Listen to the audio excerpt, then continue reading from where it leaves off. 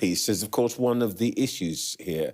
Prime Minister's offered peacekeeping forces, but every military leader says that our 75,000 strong army can't possibly do this by itself or even fulfill the share of the peacekeeping that the Ukrainians want.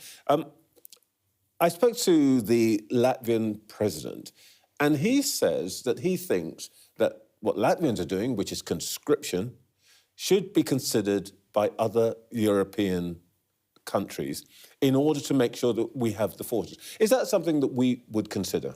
We're not considering conscription, but of course we've announced a major increase in defence expenditure a couple of weeks ago. And we do have to recognise that the world has changed here.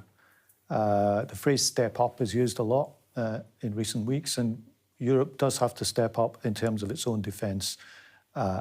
President Trump isn't actually the first president to say that, but he said it Indeed. more loudly and with more force than his predecessors. So I think we've got to recognise that moment. And there is another important point here.